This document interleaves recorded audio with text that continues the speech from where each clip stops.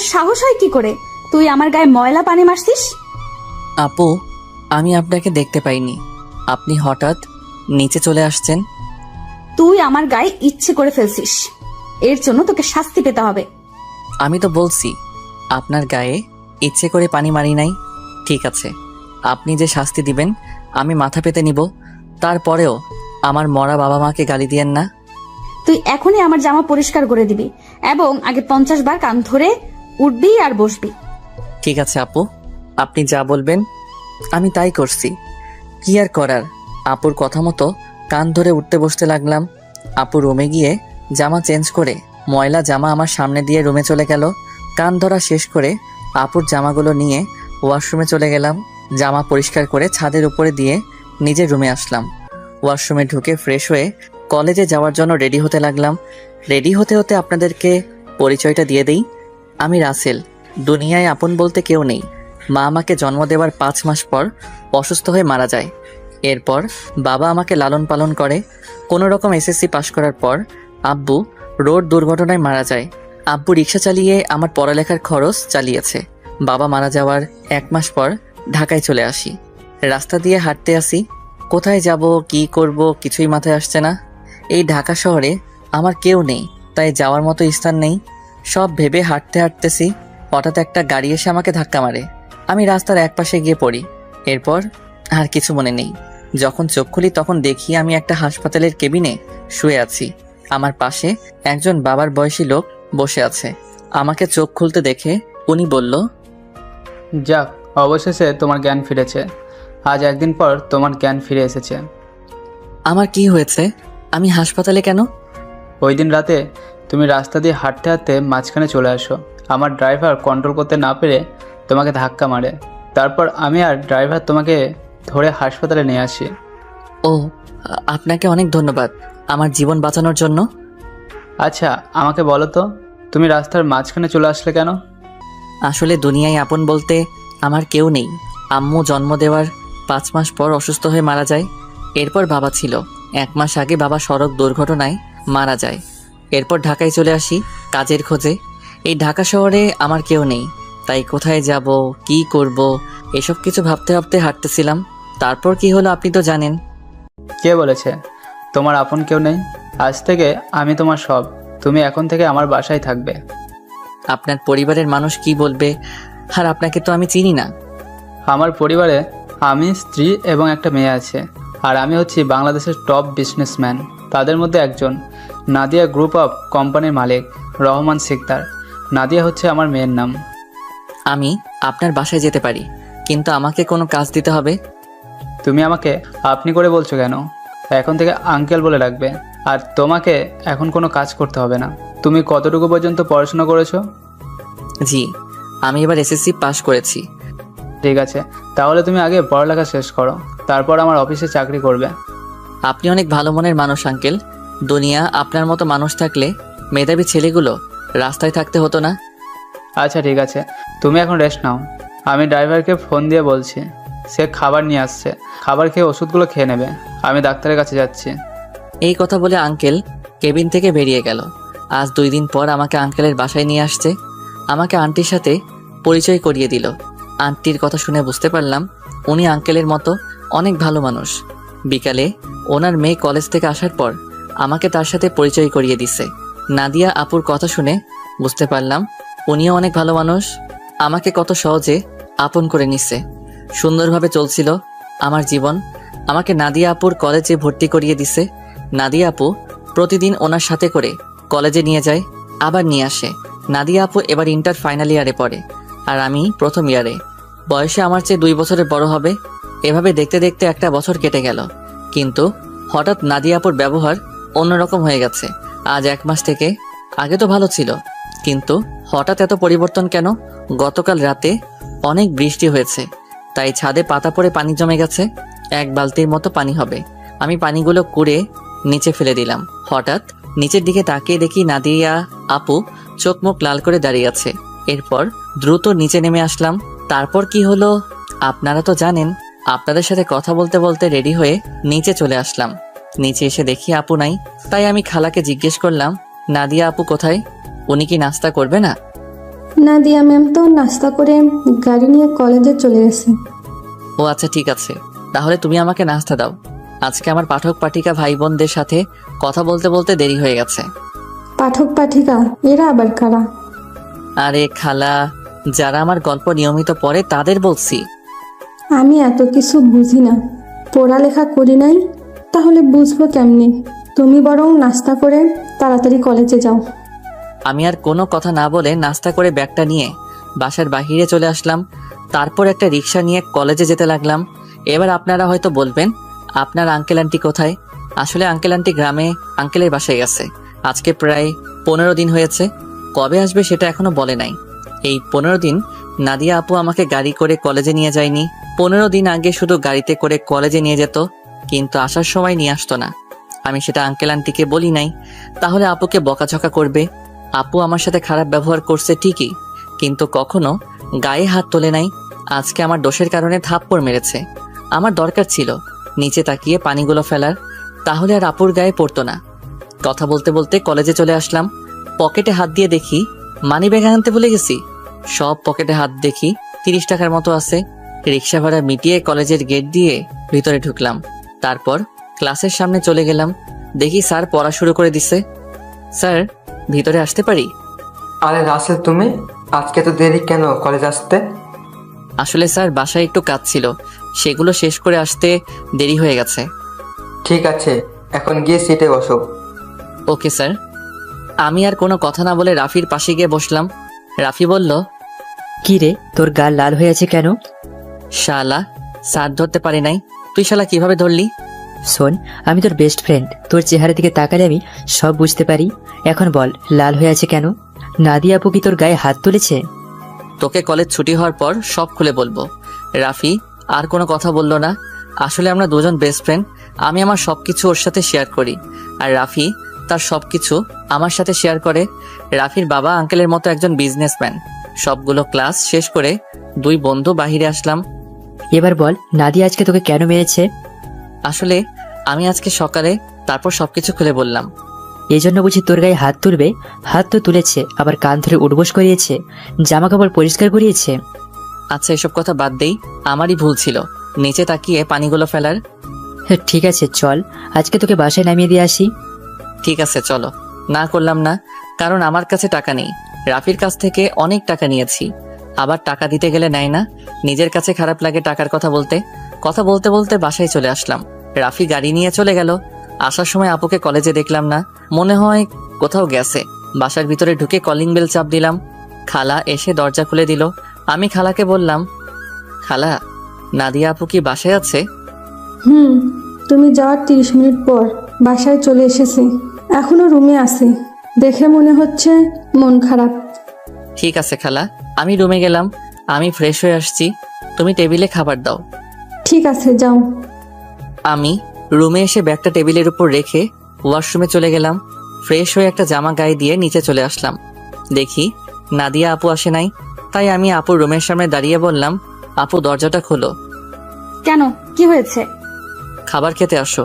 সেই সকালে রুমে ঢুকে বসে আছো, কি হয়েছে তোমার? আমার কিছু হয়নি, তুই এখন যা, আমাকে একা থাকতে দে। আপু প্লিজ দরজাটা খোলো, তোমার সাথে আমার কিছু কথা আছে। নাদিয়া আপু আর কোনো কথা না বলে দরজা খুলে দিয়ে বিছানায় গিয়ে বসলো। আমাকে বলল, বল, কি কথা বলবি?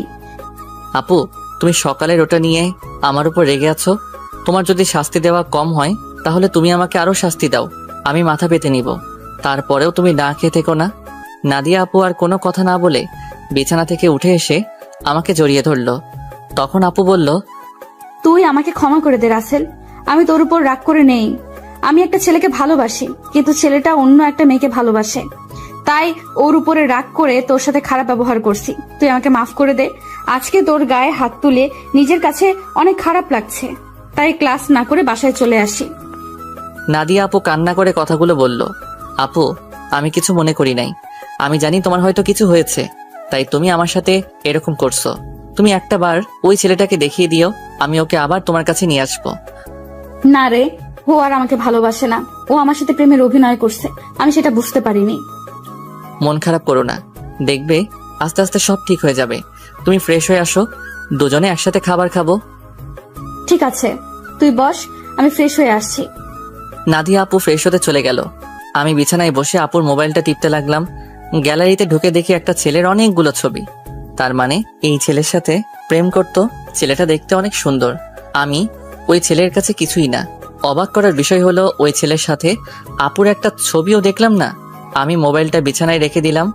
কিছুক্ষণ পর আপু ওয়াশরুম থেকে বেরিয়ে আসলো। আমি তার দিকে তাকিয়ে মাথা নিচু করে ফেললাম। আপু মনে হয় বিষয়টা বুঝতে পেরেছে। তাই আপু বলল, আসলে আমার মনে ছিল না তুই যে আমার রুমে। আমি ওয়াশরুমে ঢুকে জামা কাপড় গায়ে দিচ্ছি। ওয়াশরুমে যেতে হবে না, আমি নিচে যাচ্ছি, তুমি জামা কাপড় গায়ে দিয়ে আসো। এই কথা বলে আমি আপুর রুম থেকে বেরিয়ে নিচে চলে আসলাম। কিছুক্ষণ পর আপু জামা গায়ে দিয়ে নিচে চলে আসলো। একটা কথা আপনাদেরকে বলে দেই, আমি নাদিয়াকে নিজের বড় আপুর মতো জানি। দুজনে একসাথে খাবার খেতে লাগলাম।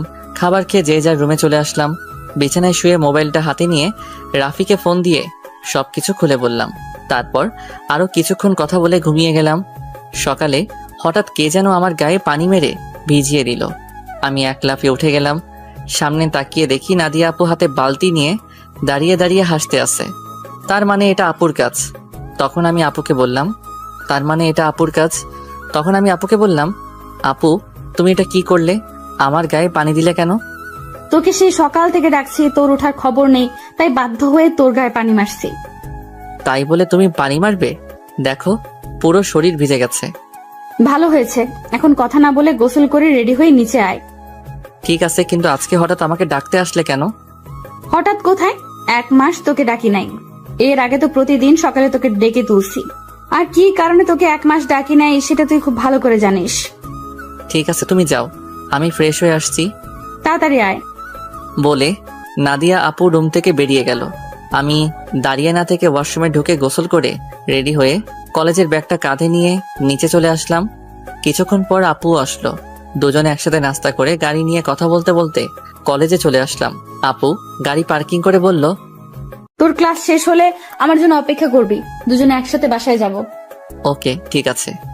আপু আর কোনো কথা না বলে তার ক্লাসে চলে গেল। হঠাৎ পিছন থেকে রাফি বলল, কি রে, কেমন আছিস? এই তো ভালো আছি, তুই কেমন আছিস? আমিও ভালো আছি। আজকে তাহলে আপু তোকে কলেজে নিয়ে আসলো? আপু এখন আগের মতো হয়ে গেছে। এতদিন একটা ছেলের কারণে আমার সাথে খারাপ ব্যবহার করছে। ওই শালাকে যদি সামনে পাইতাম তাহলে অবস্থা খারাপ করে দিতাম। ওসব কথা বাদ দেই, এখন ক্লাসে চল। ঠিক আছে চল। আমি আর রাফি ক্লাসে চলে আসলাম। কিছুক্ষণ পর স্যার ক্লাসে আসলো। সবগুলো ক্লাস শেষ করে আমি আর রাফি বাহিরে চলে আসলাম। রাফি তাহলে তুই বাসায় যা, আমি আপুর জন্য অপেক্ষা করছি। দুজনে একসাথে বাসায় যাব। ওকে ঠিক আছে। রাফি আমার থেকে বিদায় নিয়ে চলে গেল। আমি আপুর জন্য অপেক্ষা করতে লাগলাম। কিছুক্ষণ পর দেখি আপু তার বান্ধবীদের সাথে ক্লাস থেকে বেরিয়ে আসতেছে। আমাকে দেখে তার বান্ধবীদের বিদায় আমার সামনে আসলো। কি রে, কোন সময় তোর ক্লাস শেষ হয়েছে? এই তো 30 মিনিট আগে। ও, আমার একটা এক্সট্রা ক্লাস ছিল তাই আসতে দেরি হয়ে গেছে। কোনো সমস্যা নেই, তুমি গাড়ি নিয়ে আসো। তুই দাঁড়া, আমি গাড়ি নিয়ে আসছি। আপু গাড়ি নিয়ে আমার সামনে আসলো। তারপর আপুর সাথে সামনের সিটে বসলাম। দুজনে কথা বলতে বলতে বাসায় চলে আসলাম। আপু তার রুমে চলে গেল। আমি আমার রুমে চলে আসলাম। ফ্রেশ হয়ে নিচে এসে আপু আর আমি একসাথে খাবার খেয়ে রুমে চলে আসলাম। দেখতে দেখতে 1 মাস চলে গেল। এখন আপুর সাথে আগের থেকে অনেক ফ্রি হয়ে গেছি। এখন আপু আমার সব সময় খেয়াল রাখে। কলেজে কোনো মেয়ের সাথে কথা বলতে দেয় না, আমাকে শাসনের উপর রাখে। আপুর এসব আমার অনেক ভালো লাগে। আমি আপুকে কিছু বলি না। এখন ওই ছেলের কথা আপু একদম মাথা থেকে ঝেড়ে ফেলে দিছে। আমার সাথে সব সময় দুষ্টুমি করে। বড় বোন হিসেবে ছোট ভাইয়ের সাথে করতেই পারে। আমি আপুকে সব সময় নিজের বড় বোনের চোখে দেখি। আঙ্কেল আন্টি তারা বাসায় চলে এসেছে। আঙ্কেল এখন আগের মতো অফিস দেখাশোনা করে। আমাদের কলেজ আজকে 1 মাসের জন্য ছুটি দিয়েছে, কারণ কলেজে নতুন করে রং লাগাবে। তাই 1 মাস কলেজ বন্ধ থাকবে। রাতে সবাই একসাথে খাবার খাচ্ছি। তখন আঙ্কেল বলল, শুনছি তোদের কলেজ নাকি 1 মাসের জন্য বন্ধ থাকবে। আব্বু কলেজে কিছু কাজ করবে তাই বন্ধ দিয়েছে। তাহলে তুই আর রাসেল তোর নানার বাড়ি থেকে কিছুদিন ঘুরে আয়। সবসময় তোরা দুজন বাসায় থাকিস, কোথাও যাস না। আমি না হয় যাব, কিন্তু রাসেল কি আমার সাথে যাবে? রাসেল যাবে না কেন? আসলে আন্টি আমার বাসা থেকে বাইরে কোথাও ঘুরতে যেতে ভালো লাগে না। এটা তো আর অন্য কোথাও যেতে বলছি না, আমার বাপের বাড়ি যেতে বলছি। রাসেল আমার সাথে না গেলে আমিও কোথাও যাব না। ঠিক আছে আপু, আমি তোমার সাথে যাব। এবার খুশি? অনেক খুশি। তাহলে কালকে সকালে তোরা দুজনে রওনা দে। এখন রুমে গিয়ে জামা কাপড় গুছিয়ে রাখিস। আর তোরা কি গাড়ি নিয়ে যাবি? না আব্বু, আমরা বাসে করে যাব। ঠিক আছে, তোরা যেটা ভালো বুঝিস। কেউ আর কোনো কথা না বলে খাবার খেতে লাগলো। আমি খাবার খেয়ে রুমে চলে আসলাম। রুমে এসে জামা কাপড় গুছিয়ে রাখলাম। তারপর বিছানায় শুয়ে মোবাইল টিপতে টিপতে ঘুমিয়ে পড়লাম। পরের দিন সকালে আপু এসে আমাকে ডেকে তুললো। আমাকে রেডি হতে বলে তার রুমে চলে গেল। আমি ওয়াশরুমে ঢুকে ফ্রেশ হয়ে রেডি হয়ে জামা কাপড়ের ব্যাগটা নিয়ে নিচে চলে আসলাম। নাস্তার টেবিলে দেখি আঙ্কেল আন্টি বসে আছে। আমি একটা চেয়ার টেনে বসলাম। হঠাৎ সিঁড়ির উপরে চোখ পড়তে আমি চমকে উঠলাম। আজকে আপুকে অনেক সুন্দর লাগছে। নীল রঙের একটা জামা গায়ে দিছে। আপুকে নীল রঙের জামায় অনেক সুন্দর লাগছে। কিরে, তুই এভাবে হ্যাবলার মতো আমার দিকে তাকিয়ে আছিস কেন? এই আপু, আমাকে হ্যাবলা বলবে না। আমি কিন্তু তোমার থেকে অনেক সুন্দর আছি। আর আজকে তোমাকে নীল রঙের জামায় অনেক সুন্দর লাগছে। বাবা, যেই না চেহারা আবার বলে আমার থেকে ওর চেহারা সুন্দর। যা, একটু তোমার রূপের প্রশংসা করলাম, এখন থেকে আর করবোই না। তোমাকে পুরো পেতনির মতো লাগছে। কি বললি আমাকে পেতনির মতো লাগছে? প্রথমে প্রশংসা করলাম, কোনো দাম পেলাম না, তাই তোমাকে পেতনি বললাম। আজকে তোকে আমি মেরেই ফেলবো। তোরা কি শয়তানি করবি নাকি নাস্তা করে বেরিয়ে পড়বি? আব্বু তুমি দেখো না, রাসেল আমাকে পেতনি বলছে। ও তো ছোট, তাই তোর সাথে দুষ্টুমি করছে। এখন কথা না বলে নাস্তা করে বেরিয়ে পড়। নাদিয়া আপু আমার দিকে তাকিয়ে একটা ভেঙচি মেরে একটা চেয়ার টেনে বসে পড়লো। সবাই নাস্তা করতে লাগলাম। নাস্তা খাওয়া শেষ করে আঙ্কেল আন্টির কাছে বলে বাসা থেকে বেরিয়ে আসলাম। তারপর গাড়িতে করে বাস কাউন্টারে চলে আসলাম। ড্রাইভার আমাদের বাস কাউন্টারে নামিয়ে দিয়ে চলে গেল। আসার সময় আঙ্কেল আমার পকেটে কিছু টাকা ঢুকিয়ে দিল। তাই বাস কাউন্টারে গিয়ে টিকিটের জন্য টাকা বের করতে গিয়ে দেখি 15-20 হাজারের মতো হবে। আমি 2টা টিকিট নিলাম। তারপর টিকিট নিয়ে দুজনে বাসে উঠলাম। দুজনের একসাথে সিট। বাস 20 মিনিট পর ছেড়ে দিল। এই দেখছেন আমি কেমন মানুষ। নাদিয়া আপুর নানার বাড়ির কথা বলতে ভুলে গেছি। আপুর নানার বাড়ি যশোরে। আমি কখনো যাইনি, কিন্তু আপুকে একবার যেতে দেখেছি, তাই আপু সব চিনে। শোন, নানার বাড়িতে গিয়ে কোনো মেয়ের সাথে কথা বলতে পারবি না, আর রিয়ার থেকে দূরে দূরে থাকবি। আমি কি আর কখনো তোমার নানার বাড়ি গেছি? আমি তো কাউকে চিনি না। আর এই রিয়াটাকে? রিয়া হচ্ছে আমার মামাতো বোন, ও তোর সেম ক্লাসে পড়ে। ঠিক আছে, কিন্তু ও যদি আমার সাথে কথা বলতে আসে তখন কি করব? তুই বলবি না। আমি যদি না কথা বলি তাহলে বলবে আমি বোবা, আর না হয় বলবে আমি বেশি ভাব দেখাই। কথা বলবি, কিন্তু বেশি কথা বলতে পারবি না। ঠিক আছে। আমি মনে মনে বললাম, আগে তো রিয়া মেয়েটাকে একবার দেখি, পছন্দ হলে তার সাথে প্রেম করব। এই নাদিয়া আপুর জন্য আজ পর্যন্ত কোনো মেয়ের সাথে প্রেম করতে পারলাম না। তো যাই হোক, দুজনে কানে হেডফোন লাগিয়ে গান শুনতে লাগলাম। বাস এসে একটা রেস্টুরেন্টে থামলো। তখন আমি নাদিয়া আপুর দিকে তাকিয়ে দেখি ঘুমিয়ে আছে। আমি আপুকে ডাক দিলাম। আপু চোখ খুলে বলল, কিরে ডাকছিস কেন? আপু বাস একটা রেস্টুরেন্টে থামছে, চলো দুজনে খাবার খেয়ে নেই। ঠিক আছে চল। নাদিয়া আপু আর আমি বাস থেকে নেমে রেস্টুরেন্টের ভিতরে ঢুকে গেলাম। আপু ওয়াশরুমে ঢুকে ফ্রেশ হয়ে আসলো। আমি অন্য একটা ওয়াশরুমে ঢুকে ফ্রেশ হয়ে আসলাম। দুজনে গিয়ে একটা টেবিলে গিয়ে বসলাম। আপু ওনার মতো করে অর্ডার করলো, আমি আমার মতো করে অর্ডার করলাম। কিছুক্ষণ পর ওয়েটার খাবার নিয়ে আসলো। দুজনে খাবার খেতে লাগলাম। খাবার খেয়ে দুজনে আবার বাসের ভিতরে চলে আসলাম। আবার আগের মতো বসে পড়লাম। বাস কিছুক্ষণ পর ছেড়ে দিল। বাস চলছে আপন গতিতে। আমরা দুজন আবার হেডফোন লাগিয়ে গান শুনতে লাগলাম। দেখতে দেখতে আমরা এখন যশোর চলে এসেছি। দুজনে বাস থেকে নেমে দেখি একটা গাড়ি আমাদের সামনে দাঁড়িয়ে আছে, আর গাড়ির সাথে একজন লোক দাঁড়িয়ে আছে। নাদিয়া মামা বলে তাকে জড়িয়ে ধরলো। আসলে আমি কখনো আপুর মামাকে দেখি নাই। ওর মামা ঢাকায় মনে হয় সহজে যায়নি, তাই চিনতে পারলাম না। আমি আর আপু পিছনের সিটে বসলাম। তখন আপুর মামা বলল, তাহলে এই হচ্ছে রাসেল? মামা, ও হচ্ছে রাসেল। তুমি তো বাহিরে ছিলে, তাই দেখো নাই। ও, তার মানে নাদিয়ার মামা বাহিরে ছিল। তখন নাদিয়ার মামা বলল, কেমন আছো রাসেল? পড়ালেখা কেমন চলছে? জি মামা, আমি অনেক ভালো আছি, আর পড়াশোনা ভালোই চলছে। ও তা কয়টা মেয়ের সাথে প্রেম করো? মামা আপনি এটা কি বলছেন? আরে সমস্যা নেই, আমাকে তোমার বন্ধু ভেবে বলতে পারো। প্রেম মনে হয় আমি কখনো করতে পারবো না। একটা পেতনির কারণে সবসময় আমাকে মেয়েদের থেকে দূরে সরিয়ে রাখে। ও মা, তাই? সে মানুষটা কে? আমি আপুর দিকে তাকিয়ে দেখি আমার দিকে চোখ লাল করে তাকিয়ে আছে। ভয়ে আমার গলা শুকিয়ে গেল, তাই কথা ঘুরিয়ে বললাম, আসলে আমার কলেজের এক ছেলে বন্ধু। সে বলেছে আমাদের দুজনের মধ্যে কেউ কখনো প্রেম করব না, কোনো মেয়ের সাথে বন্ধুত্ব করব। এ কারণে আজ পর্যন্ত একটা প্রেম করতে পারলাম না। আমার কথা শুনে মামা হাসতে হাসতে শেষ। আপুর দিকে তাকিয়ে দেখি এবার মুচকি মুচকি হাসছে। যাক বাবা, এবার তাহলে বেঁচে গেছি। তা না হলে খাচ্ছনি আজকে আমার অবস্থা খারাপ করে ছাড়তো। কথা বলতে বলতে মামা একটা বাসার ভিতরে গাড়ি ঢুকিয়ে দিল। আমি আর আপু গাড়ি থেকে নামলাম। আপু দৌড়ে ভিতরে চলে গেল।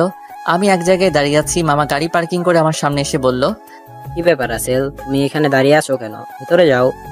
আমি কেমন করে যাব? আমি তো কাউকে চিনি না। আপু তো আমাকে না নিয়ে দৌড় দিয়ে ভিতরে চলে গেল। ও এই ব্যাপার, ঠিক আছে, তুমি আমার সাথে আসো। এটা হচ্ছে আমাদের বাড়ি। আপনাদের বাড়িটা অনেক সুন্দর। এই বাড়িটা আব্বু বানিয়েছে, আমি 5 কোটি টাকা খরচ করি। বাহির থেকে যদি এত সুন্দর হয়, না জানি ভিতরে দেখতে কেমন। তুমি ভিতরে আসো, তারপর দেখো কেমন লাগে। দুজনে কথা বলতে বলতে ভিতরে গেলাম। ভিতরে ঢুকে আমি তো আরো অবাক হয়ে গেলাম। পুরো বাড়িটা রাজপ্রাসাদের মতো। বাইরে থেকে ভেতরে কেমন লাগছে? অনেক সুন্দর মামা। গ্রামের ভিতরে আমাদের বাড়িটা 1 নম্বরে আছে, এমন বাড়ি আর কোথাও নেই। হুম। ঠিক আছে, তুমি পরে গিয়ে হাতের ডান পাশের রুমে চলে যাও। যতদিন এই বাড়িতে থাকবে ততদিন ওই রুমেই থাকবে। ওকে ঠিক আছে মামা। এই বলে আমি সিঁড়ি বেয়ে উপরে উঠলাম। তারপর হাতের ডান পাশে রুমে ঢুকে গেলাম। ভিতরে ঢুকে দেখি রুমটা অনেক সুন্দর। আমি কাঁধের ব্যাগটা বিছানায় রেখে জামা কাপড় বের করে ওয়াশরুমে ঢুকে গেলাম।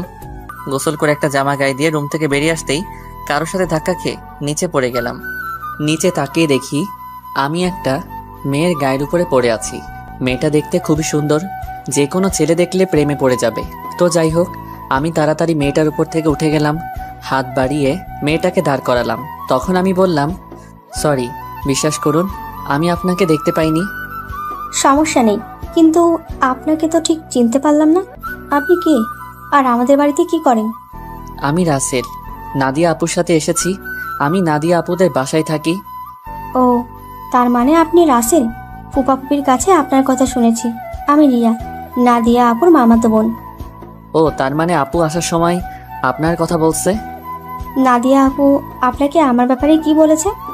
তেমন কিছু না, বলছে আপনি নাকি আমার সেম ইয়ারে পড়েন। বাকিটা বললাম না, শুনলে রিয়া কষ্ট পাবে, তাই ওই কথা বললাম না। তখন রিয়া বলল, ও, তার মানে আপনি আর আমি সেম ইয়ারে পড়ি। তাহলে আমরা আপনি করে কেন বলছি? আমরা তুই এবং নাম ধরে ডাকতে পারি তো। ঠিক আছে, এখন থেকে তুই করে বলবো। এখন চলো নিচে যাই। আসার পর তোর আম্মুর সাথে কথা বলি নাই এবং তোর দাদা দাদির সাথে দেখা করি নাই। ঠিক আছে, চল। আমি আর রিয়া দুজনে নিচে চলে আসলাম। আপুর দিকে তাকিয়ে দেখি আমার দিকে চোখ লাল করে তাকিয়ে আছে, মনে হয় আমাকে গিলে খাবে। আসসালামু আলাইকুম মামি, কেমন আছো তুমি? আমি ভালো আছি, তুমি কেমন আছো? আমাদের বাসায় তো কখনো আসোই না, তোমাকে অনেকবার বলেছি আসার জন্য। আমি ভালো আছি মামি। আসলে মামি, আমার বাসা থেকে কোথাও যেতে ভালো লাগে না। আপু আমাকে নিয়ে এসেছে। নাদিয়া যদি না বলতো তাহলে বুঝি আসতে। আসলে তেমন কিছু না মামি। আচ্ছা, এসব কথা বাদ দাও তো। এখন বলো, নানা নানি কোথায়? তাদের তো দেখছি না। আসলে আব্বু আম্মুকে নিয়ে তার ভাইয়ের বাসায় বেড়াতে গেছে। বুড়ো বয়সে ঘুরতে গেছে তারা? বুড়ো হলে বুঝি যেতে পারে না? আমি সেটা বলি নাই, মানে তাদের ভালোবাসা বুড়ো বয়সে এখনো আছে। এত কথা না বলে খাবার খা। খাবার খেয়ে তুই আমার রুমে আসবি, তোর সাথে আমার কথা আছে। ঠিক আছে আপু, আর কোনো কথা না। খাবার খেয়ে নিজের রুমে চলে আসলাম। কিছুক্ষণ রেস্ট নিয়ে আপুর রুমের সামনে গিয়ে বললাম, আপু ভিতরে আসবো? আয় বস। আমি ভিতরে ঢুকে দেখি আপুর চোখ দিয়ে পানি পড়ছে। তখন আমি আপুকে বললাম, আপু তোমার কি হয়েছে? তোমার চোখ দেখে বোঝা যাচ্ছে তুমি মনে হয় কান্না করছো। তোকে আসার সময় কি বলছি তোর মনে নেই? তুই রিয়ার সাথে কথা বলছিস কেন? বারে, কথা বললে সমস্যা কোথায়? তোমাকে বলছি না আমি বেশি কথা বলবো না। ঠিক আছে, তুই এখন আমার রুম থেকে কোথাও যাবি না, আমার রুমে বসে থাকবি। আপু পুরোটা রাস্তায় জার্নি করে আসছি, তাই ভাবছি একটা ঘুম দিমু। তাহলে আমার রুমে ঘুমিয়ে পড়, তোর রুমে যাওয়া লাগবে না। যদি বাড়ির মানুষ অন্য কিছু ভাবে তখন কি হবে? এই বাসার সবাই জানে আমি তোর থেকে বড়, তাহলে অন্য কিছু ভাববে কেন? কথা না বলে ঘুমিয়ে পড়। আমি আর কোনো কথা না বলে আপুর বিছানায় ঘুমিয়ে পড়লাম। এবার আপনাদের কিছু কথা বলি।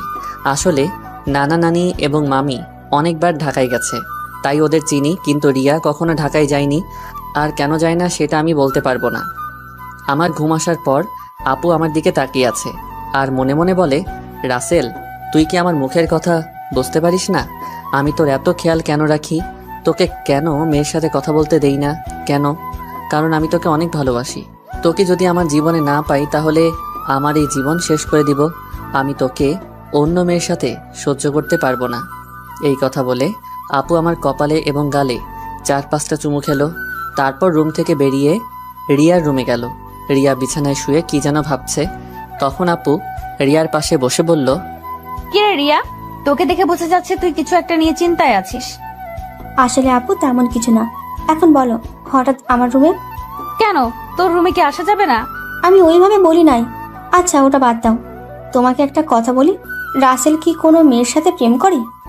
কেন, আমার জানা মতে রাসেল কোনো মেয়ের সাথে প্রেম করে না। তা এটা কেন জিজ্ঞেস করলি? না আপু, এমনি জিজ্ঞেস করলাম। তা আপু, তোমার পড়াশোনা কেমন চলছে? আমার তো ভালোই চলছে, তোর কেমন চলছে? আমারও ভালোই চলছে। ঠিক আছে, তুই থাক, আমি রুমে গেলাম। এই কথা বলে আপু নিজের রুমে চলে আসলো। আর এদিকে রিয়া ভাবছে, তাহলে আমার লাইন ক্লিয়ার। আমি রাসেলকে আমার করে নিব। আমি ওকে প্রথম দেখায় ভালোবেসে ফেলেছি। আমাকে যে করেই হোক রাসেলের মন জয় করতে হবে। কিন্তু আমি ওর মন জয় করব কেমন করে? তখন রিয়া ভাবতে লাগলো। হঠাৎ তার মাথায় একটা বুদ্ধি আসে। আমাকে তার সাথে প্রতিদিন কলেজে নিয়ে যাবে। তারপর আস্তে আস্তে রাসেলকে রিয়ার প্রতি দুর্বল করবে। বিকালে ঘুম থেকে উঠে দেখি আপু আমার পাশে শুয়ে আছে, যেন একটা পিচ্চি মেয়ে আমার পাশে শুয়ে আছে। আমি আপুর দিকে তাকিয়ে বিছানা থেকে নামতেই আপুর ঘুম ভেঙে গেল। কি ব্যাপার আপু, তুমি উঠলে কেন? ঘুম ভেঙে গেছে তাই উঠে গেলাম। তুই ফ্রেশ হয়ে আয়, দুজনে মিলে গ্রামটা ঘুরে দেখবো। ঠিক আছে, আমি রুমে গিয়ে ফ্রেশ হয়ে আসছি। এইটা বলে আপুর রুম থেকে বেরিয়ে নিজের রুমে চলে আসলাম। ওয়াশরুমে ঢুকে ফ্রেশ হয়ে একটা জামা গায়ে দিয়ে নিচে নেমে আসলাম। নিচে এসে দেখি রিয়া সোফায় বসে টিভি দেখছে। আমাকে দেখে সামনে এসে বলল, কি রে, তুই কি কোথাও যাবি? আপু আর আমি তোদের গ্রামটা ঘুরে দেখব। আপু ফ্রেশ হয়ে আসছে। ঠিক আছে, তোরা আমার জন্য কিছুক্ষণ অপেক্ষা কর, আমিও তোদের সাথে যাব।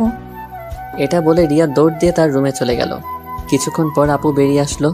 আপুকে দেখতে অনেক সুন্দর লাগছে। আপু আমার সামনে এসে বলল, রাসেল, আমি রেডি, এবার চল। একটু দাঁড়াও। রিয়া বলেছে সেও আমাদের সাথে যাবে, আমাদের অপেক্ষা করতে বলছে। আপু রিয়ার কথা শুনে মুখটা বেজার করে ফেলল। আমি বুঝতে পারছি, কিন্তু আমি তো আর রিয়াকে মানা করতে পারবো না। কিছুক্ষণ পর রিয়াও বেরিয়ে আসলো। রিয়াকেও অনেক সুন্দর লাগছে, হালকা মেকআপ করছে, তাতেই অনেক সুন্দর লাগছে রিয়াকে। তারপর আমরা 3 জন বাসা থেকে বেরিয়ে গ্রামের ভিতরে দিয়ে হাঁটতে লাগলাম। গ্রামের দৃশ্য দেখতে অনেক সুন্দর, মন চায় সারাদিন সবুজ শ্যামল এই গ্রামটা ঘুরে দেখতে। কি সুন্দর বাতাস বয়ে যাচ্ছে, বাতাসে আপু এবং রিয়ার চুল উঠছে। তাদের দিকে তাকিয়ে দেখি ওরা দুজন আমার দিকে তাকিয়ে আছে। আমি তো কিছুই বুঝতে পারলাম না। ঘুরতে ঘুরতে রাত 8টা বেজে গেল। আসলে আমরা রিয়াদের বাজারে আসছি, এখানে ফুচকা আইসক্রিম খেয়েছি। আপু বেশি খাইনি, চেহারাটা কেমন করে যেন রেখেছে। মনে হয় রিয়াকে সাথে করে আনার জন্য মন খারাপ করে ফেলছে। তো যাই হোক, 3 জনে হাঁটতে হাঁটতে বাসায় চলে আসলাম। যে যার রুমে চলে আসলাম। আমি ওয়াশরুমে ঢুকে ফ্রেশ হয়ে নিচে চলে আসলাম। সবার সাথে খাবার খেতে লাগলাম। আপু খাবার খাচ্ছে না। হঠাৎ হাত ধুয়ে রুমে চলে গেল। আমি হালকা কয়েকটা খাবার খেয়ে আপুর রুমে চলে আসলাম। রুমে এসে দেখি আপু বিছানায় শুয়ে আছে। আমি আপুর সামনে গিয়ে বললাম, আপু, আমি রিয়াকে আমাদের সাথে যেতে বলি নাই, সে নিজে এসেছে আমাদের সাথে। আপু কোনো কথা বলছে না, আবার অন্যদিকে মুখ ঘুরিয়ে নিল। এবার আমি আপুকে আমার দিকে ঘুরিয়ে বললাম, আপু, তুমি কি আমার উপর রেগে আছো? প্লিজ, তুমি এভাবে মন খারাপ করে থাকলে আমার কাছে একটু ভালো লাগে না। হঠাৎ আপু আমার সাথে এমন কিছু করবে সেটা আমি কখনো ভাবতে পারিনি। আপু আমাকে জড়িয়ে ধরে ঠোঁটের সাথে ঠোঁট লাগিয়ে পাগলের মতো কিস করতে লাগলো। আমি ছাড়ার চেষ্টা করছি, কিন্তু আপু আমাকে শক্ত করে ধরে আছে। প্রায় 5 মিনিট পর ছেড়ে দিয়ে কান্না করতে করতে বলল, তুই আমার রুমে কেন এসেছিস? তুই কি কিছু বুঝিস না আমি কেন তোকে অন্য মেয়ের সাথে কথা বলতে দিই না? তোকে সব সময় চোখে চোখে রাখি, তোর এত কেয়ার করি, কারণ আমি তোকে ভালোবাসি। আমি তোকে অন্য মেয়ের সাথে কথা বলতে দেখলে সহ্য করতে পারি না। আমি তোকে অনেক ভালোবাসি রাসেল। আমি তো আপুর কথা শুনে অবাক হয়ে গেলাম। আপু এটা কি বলছে? তখন আমি আপুকে বললাম, আপু, তোমার মাথা কি ঠিক আছে? তুমি এটা কি বলছো? আমি তোমাকে বড় বোনের মতো সম্মান করি। আমি মনে করছি তুমি আমাকে ছোট ভাই হিসেবে এত কেয়ার এবং খেয়াল রাখো। না, আমি তোকে ভালোবাসি বলে এত কেয়ার এবং খেয়াল রাখি। প্লিজ রাসেল, তুই আমাকে ফিরিয়ে দিস না। আপু, এটা কখনো সম্ভব নয়। তুমি আমার 2 বছরের বড়। এটা পরিবারের এবং আঙ্কেল আন্টি কখনো মেনে নিবে না। সমাজের মানুষ নানান ধরনের কথা বলবে। আমি পারবো না তোমাকে ভালোবাসতে। তুই যদি আমাকে ভালো না বাসিস তাহলে আমি নিজেকে শেষ করে দিব। আমি তোকে ছাড়া বড় অসহায়, আমি তোকে ছাড়া থাকতে পারবো না। এই তোমাদের মতো মেয়েদের বাংলা সিনেমার মতো একটা ডায়লগ আছে, কাউকে নিজের করে না পেলে আত্মহত্যা করবে, হাত কেটে ফেলবে, ছাদ থেকে লাফ দিবে, এমনকি বিষ খাবে। এগুলো ছাড়া আর কি তোমরা কিছু করতে পারো না? যাকে ভালোবাসি তাকে যদি নিজের করে না পাই, তাই মেয়েরা এসব করতে বাধ্য হয়। আমি তোকে সত্যিই অনেক ভালোবাসি। আপু, আমি তোমাকে বোনের মতো জানি। আমি তোমাকে কখনো ভালোবাসতে পারবো না। তুমি এসব বিষয়ে আমার সাথে কথা বললে আমি তোমাদের সবাইকে ছেড়ে চলে যাব। না না, তুই কোথাও যাস না। তোকে না দেখলে আমি থাকতে পারবো না। ঠিক আছে, আমি আর কখনো তোকে ভালোবাসার কথা বলবো না। কথাটা যেন মনে থাকে। আগে যেভাবে চলতে এখনো সেভাবে চলবে। আমি এখন রুমে গেলাম। এটা বলে নিজের রুমে চলে আসলাম। রুমে এসে বিছানায় শুয়ে আপুর কথাগুলো ভাবতে লাগলাম। আপু এটা কেমন করে বলল? আঙ্কেল আন্টি যদি জানতে পারে তাহলে আমাকে বাসা থেকে বের করে দিবে। তারপর আমি কোথায় যাব? এসব কিছু ভাবতে ভাবতে কখন যে ঘুমিয়ে গেছি মনে নাই। সকালে রিয়া রুমে এসে ডাকতে লাগলো। ওই রাসেল, উঠ তাড়াতাড়ি। কি হয়েছে, ডাকছিস কেন? আজকে তুই আমার সাথে কলেজ যাবি, তাই তোকে ডাকতে আসলাম। আমি তোর কলেজে যাব কেন? আমি তো তোর কলেজে পড়ি না। সেটা তো আমি জানি, তোকে আমাদের কলেজটা ঘুরে দেখাবো। তাড়াতাড়ি ওঠ। ঠিক আছে, তুই যা, আমি ফ্রেশ হয়ে আসছি। রিয়া আর কোনো কথা না বলে আমার রুম থেকে বেরিয়ে গেল। আমি বিছানা থেকে উঠে ওয়াশরুমে ঢুকে ফ্রেশ হয়ে রেডি হয়ে নিচে চলে আসলাম। নিচে এসে দেখি মামা মামি নাস্তার টেবিলে বসে আছে। আমি গিয়ে একটা চেয়ার টেনে বসলাম। রাসেল, রাতে ঘুম কেমন হয়েছে? অনেক ভালো ঘুম হয়েছে মামা। তা তুমি এত সকালে ঘুম থেকে উঠলে কেন? রিয়া আমাকে ঘুম থেকে উঠিয়ে দিল। তার সাথে কলেজে যাওয়ার জন্য আমাকে নাকি তাদের কলেজটা ঘুরে দেখাবে। ও ঠিক আছে, তোমরা নাস্তা করো, আমি নাদিয়াকে ঘুম থেকে ডেকে তুলছি। আপু এখনো ঘুম থেকে উঠে নাই? এখনো তো উঠে নাই, গতকাল রাতে অল্প কয়েকটা খাবার খেয়েছি। মেয়েটার হঠাৎ কি হলো? কি আর হবে, মনে হয় ভালো লাগছে না তাই খাবার কম খেয়েছে। হঠাৎ রিয়া এসে একটা চেয়ার টেনে আমার পাশে বসলো। তখন রিয়া বলল, কি হয়েছে আম্মু? তোমরা কি নিয়ে কথা বলছো? ওর নাদিয়া আপুর কথা বলছে। মেয়েটা হঠাৎ কি হয়েছে? আপুর আবার কি হবে? কালকে তো আমাদের সাথে সুন্দরভাবে ঘোরাঘুরি করছে। মনে হয় অনেক হাঁটাহাঁটি করাতে শরীর খারাপ লাগছে। হয়তো তাই হবে। ঠিক আছে, তোরা নাস্তা করে কলেজে যা, আমি নাদিয়াকে ঘুম থেকে উঠলে তাকে জিজ্ঞাসা করব। কেউ আর কোনো কথা না বলে নাস্তা খেতে লাগলো। আর আমি তো জানি আপু কেন এমন করছে। আপু যেটা চাচ্ছে সেটা কখনোই সম্ভব নয়। আমি কখনো আপুকে ওই রকম চোখে দেখি নাই। রিয়া আর আমি নাস্তা করে মামাকে বলে বাসা থেকে বেরিয়ে আসলাম। তখন রিয়া বলল, আচ্ছা রাসেল, দেখ তো আমাকে কেমন লাগছে। আমি তো এতক্ষণ রিয়ার দিকে খেয়াল করি নাই। আজকে রিয়াকে অনেক সুন্দর লাগছে। রিয়ার সৌন্দর্য ফুটে তুলছে তার ঠোঁটের পাশের তিলটাই। তখন আমি বললাম, আজকে তোকে অনেক সুন্দর লাগছে। যে কোনো ছেলে দেখলে প্রেমে পড়ে যাবে। কোনো ছেলে পড়ার দরকার নেই, তুই পড়লে হবে। ওই বিড়বিড় করে কি বলছিস?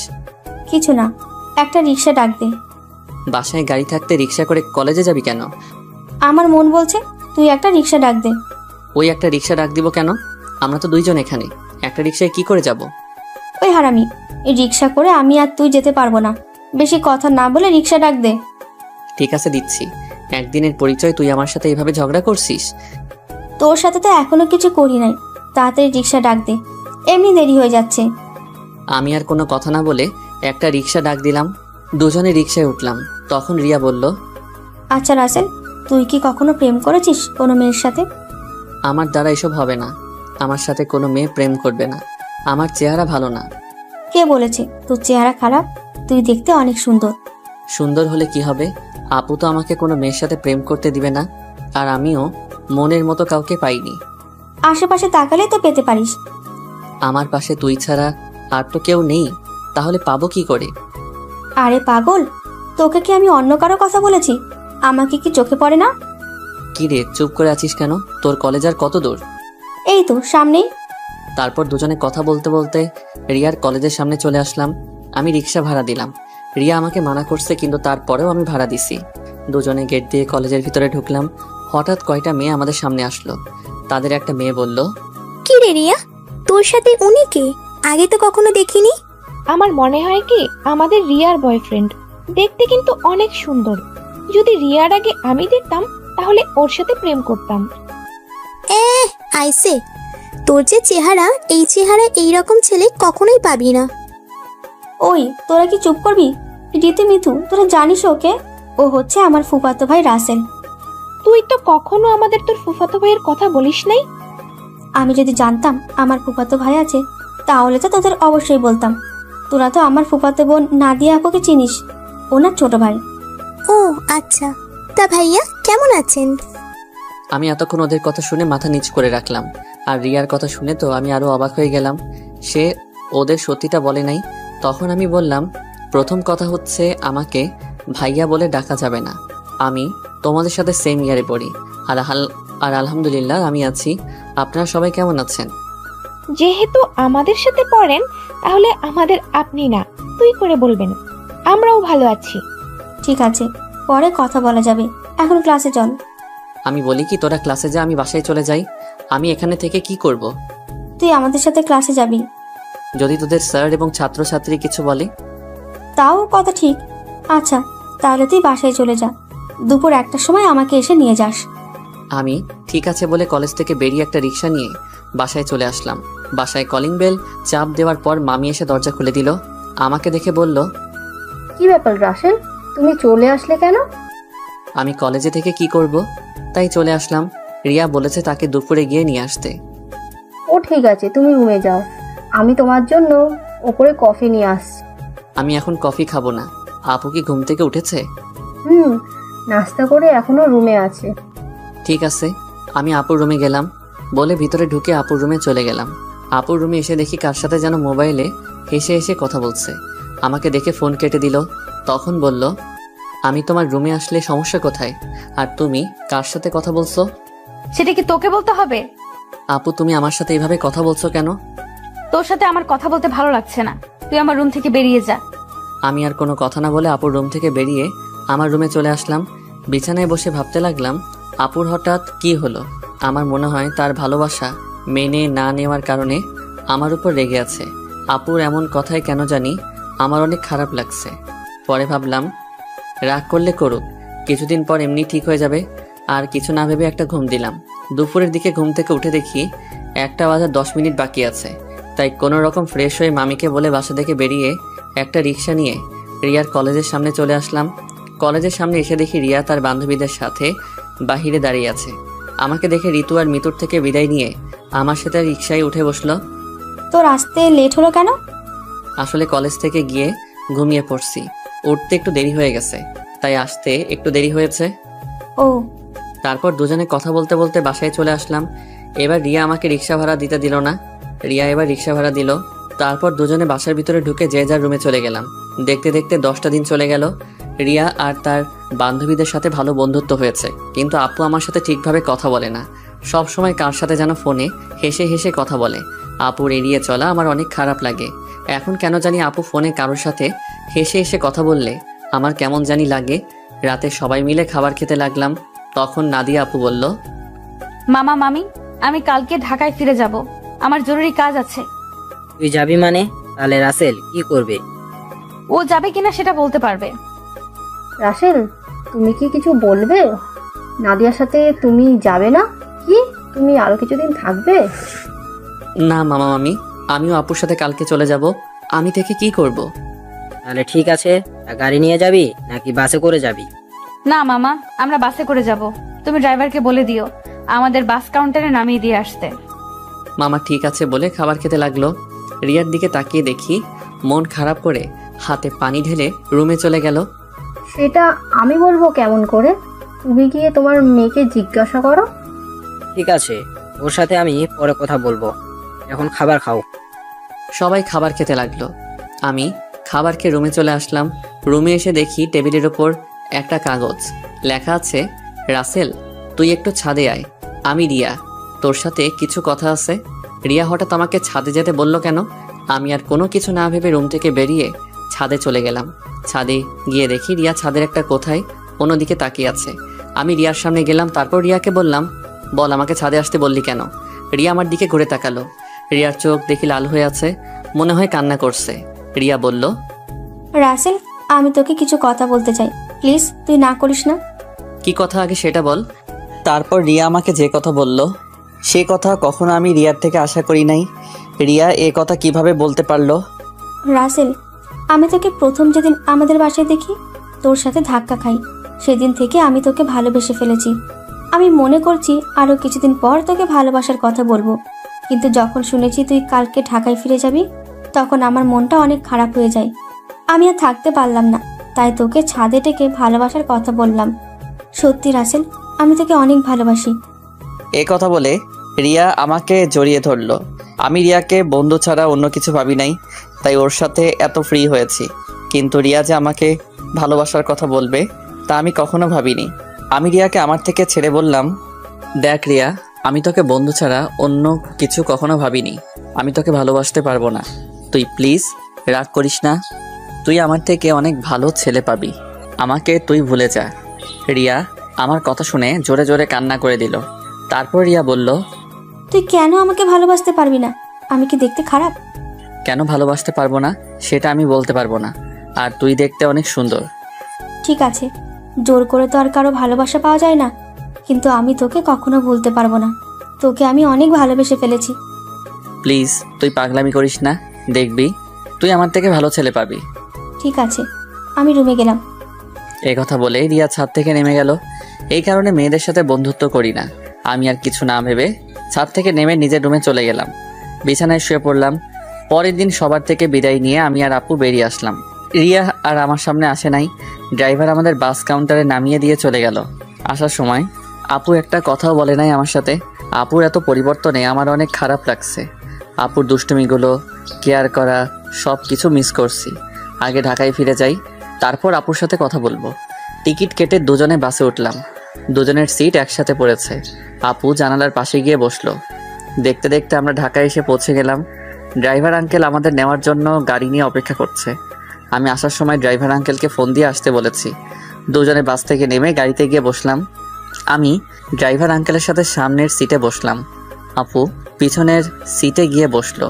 আপুর দিকে তাকিয়ে দেখি কার সাথে যেন মোবাইলে চ্যাটিং করছে। আমি আপুর থেকে চোখ সরিয়ে নিলাম। কিছুক্ষণ পর বাসায় চলে আসলাম। আপু গাড়ি থেকে নেমে ভিতরে চলে গেল। আমি জামা কাপড়ের ব্যাগ নিয়ে ভিতরে গেলাম। আন্টি বলল, কি ব্যাপার রাসেল, তোমরা তো তাড়াতাড়ি বাসায় আসলে যে? আরো কিছুদিন থাকতে। আন্টি আপুর নাকি কাজ আছে, তাই চলে আসলাম। আর 10 দিন তো থেকে আসলাম। ঠিক আছে, তুমি রুমে গিয়ে ফ্রেশ হয়ে আসো, আমি টেবিলে খাবার দিচ্ছি। ঠিক আছে আন্টি। এই বলে নিজের রুমে চলে আসলাম। রুমে এসে ওয়াশরুমে ফ্রেশ হয়ে নিচে চলে আসলাম। একটা চেয়ার টেনে বসলাম। আপুকে দেখলাম না টেবিলে। তখন আমি আন্টিকে বললাম, আন্টি আপু কোথায়? আপু খাবার খাবে না? ও তো খাবার খেয়ে রুমে চলে গেছে, তুমি খেয়ে নাও। ও, আমি আর কোনো কথা না বলে খাবার খেয়ে রুমে চলে আসলাম। দেখতে দেখতে আরও 10টা দিন চলে গেল।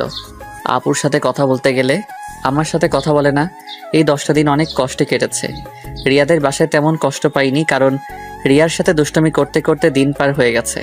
কিন্তু এখানে তো আপুই আমার সাথে সবসময় দুষ্টামি করতো। আমি এখন বুঝতে পেরেছি, আপুর সাথে কথা না বলতে পারলে আমি অচল। আপুর আগের দুষ্টমিগুলো খুব মিস করছি। আমার মনে হয় আমিও আপুকে ভালোবেসে ফেলেছি। কিন্তু আন্টি আঙ্কেল কি আমাদেরকে মেনে নিবে? সমাজের মানুষ কি বলবে? আপুকে দেখি এখন সবসময় হাসি খুশি থাকে, কার সাথে যেন মোবাইলে সারাদিন কথা বলে। আপু কি তাহলে অন্য কাউকে ভালোবাসে? না, আমার মনের কথা আপুকে খুলে বলতেই হবে। রাতে রাফিকে ফোন দিয়ে বললাম কলেজের সামনে দেখা করতে। রাফিকে বলে দেখি সে কি বলে। আমি একটা জামা গায়ে দিয়ে বাসা থেকে বেরিয়ে একটা রিক্সা নিয়ে কলেজের সামনে চলে গেলাম। কিছুক্ষণ পর দেখি রাফি বাইক নিয়ে আমার সামনে আসছে।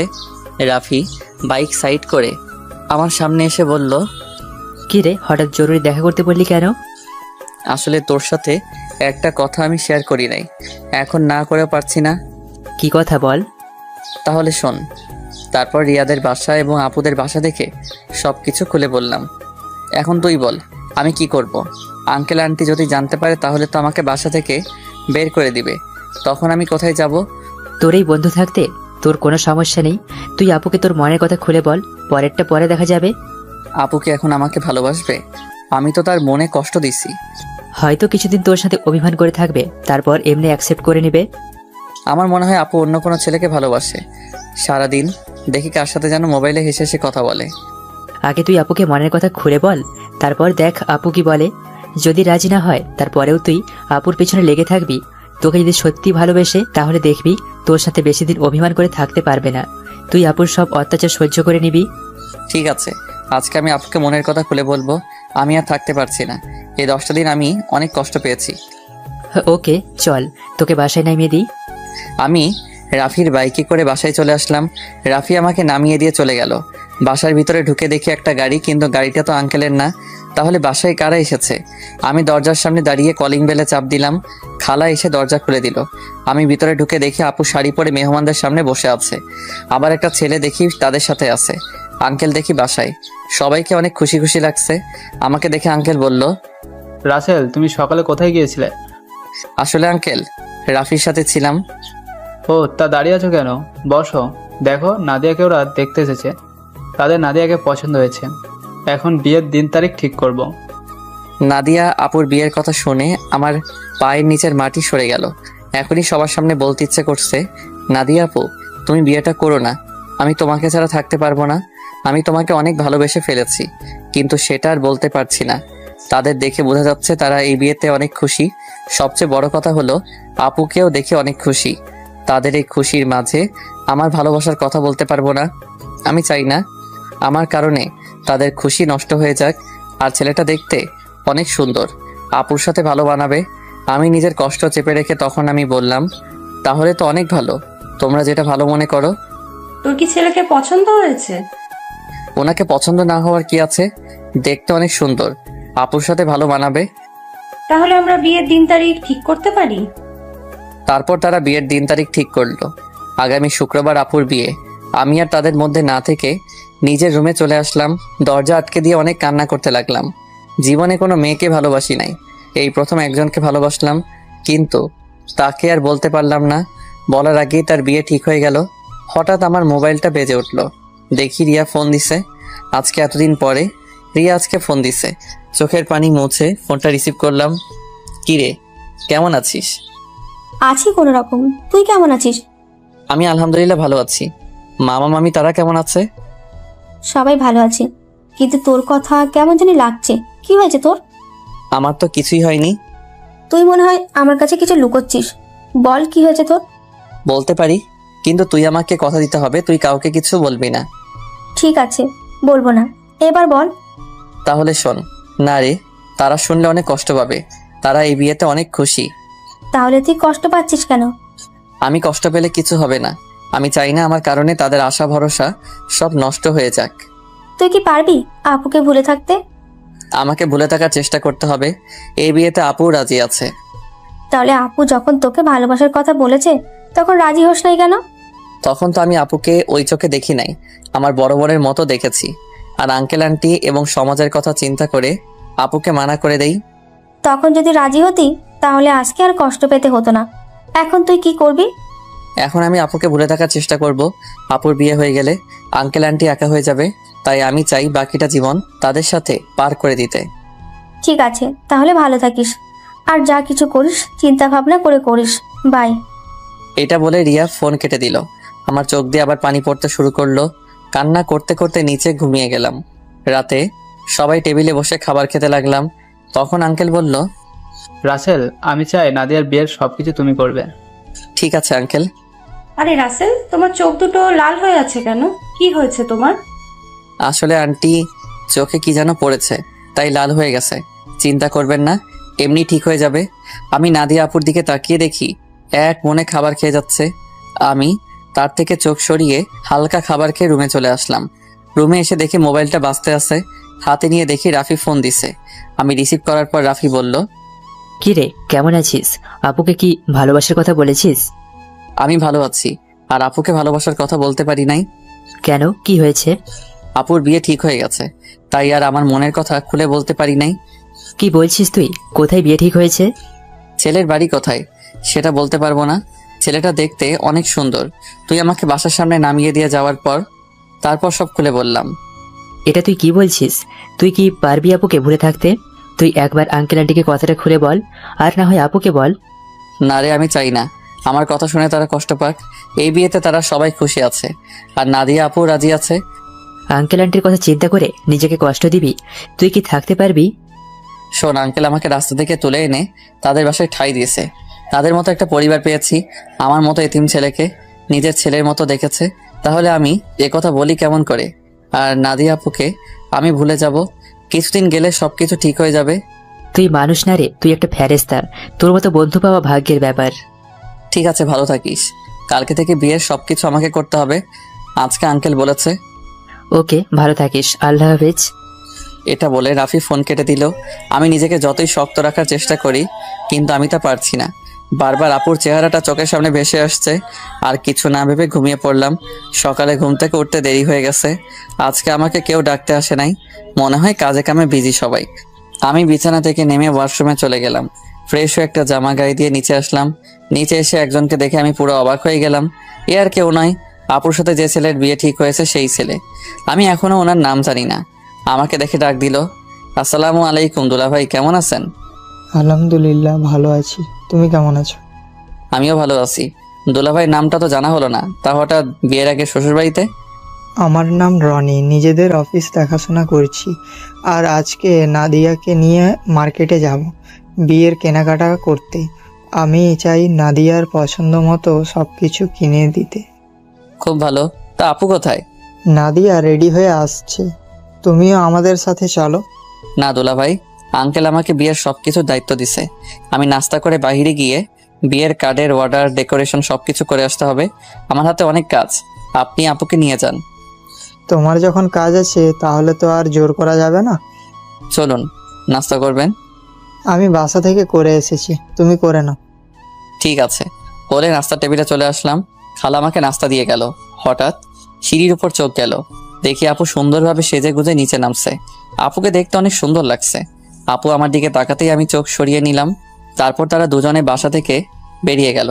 আমি হালকা নাস্তা করে বাসা থেকে বেরিয়ে রিক্সা নিয়ে রাফিদের বাসার সামনে চলে আসলাম।